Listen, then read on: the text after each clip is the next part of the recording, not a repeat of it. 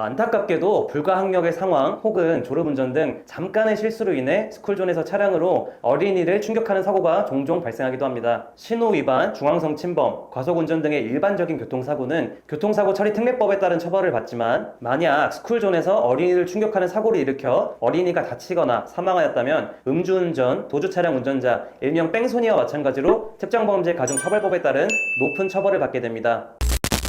네, 안녕하세요. 호유법률사무소 박승훈 손해정사입니다. 스쿨존 사고가 발생하였다면 제일 중요한 것은 피해자 측과 원만하게 합의를 하는 것인데 이러한 경우를 대비하여 가입하는 보험이 바로 운전자 보험입니다. 이미 많은 분들께서 자차를 운전하여 스쿨존에 진입하는 경우 속도를 줄여야 하고 평소보다 주의를 살펴 운전해야 하는 등 경각심을 가지고 운전해야 한다는 사실을 인지하고 계실 텐데요. 이 영상을 끝까지 시청해주세요. 혹시 모를 스쿨존 사고 발생에 대비할 수 있습니다.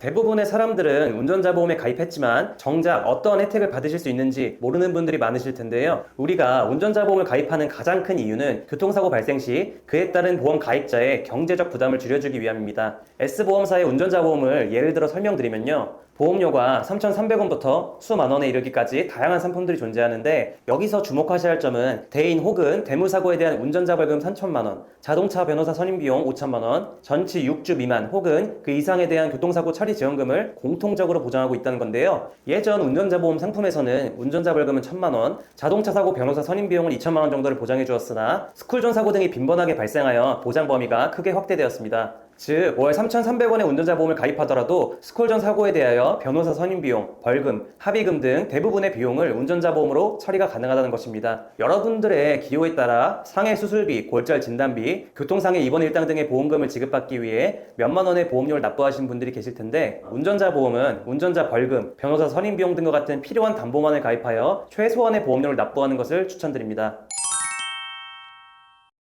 앞서 스쿨존 사고 발생 시 운전자 보험을 통하여 처리할 수 있다는 이야기를 해드렸는데요. 다만 피해 어린이의 부모님 입장에서는 자식이 다쳤기 때문에 부모님과 합의하는 것은 많은 어려움이 따릅니다. 피해 어린이의 부모님 입장을 고려하여 어떻게 위로를 전해야 하는지 또 그에 맞는 적절한 보상 등을 해드려야 하기 때문입니다. 교통사고 전문 변호사가 진행하는 경우와 교통사고 분야의 경험과 지식이 다소 부족한 변호사가 합의를 진행했을 때는 그 결과에 막대한 차이가 존재하기 때문에 꼭 전문가의 도움을 통하여 좋은 결과를 받으시길 추천드립니다. 저희 포유법률사무소는 교통사고 전문 변호사, 손해사정사 등 전문 인력을 갖추고 있고 교통사고로 인한 피해자들을 위한 채무부존재 사건 등과 교통사고 가해자들을 위한 민사, 형사 사건들을 진행한 경험과 노하우가 있어 여러분들이 피해자일 때 혹은 가해자일 때 각 상황에 맞게 최선의 결과를 만들어드리기 위해 항상 노력하고 있습니다. 저희 포유법률사무소 홈페이지, 블로그, 유튜브를 참조하시면 교통사고, 보험, 산재 분야에서 다양한 사례들을 다뤄온 것을 확인하실 수 있습니다. 필요하신 분들은 많은 정보 얻어가시기 바랍니다. 감사합니다.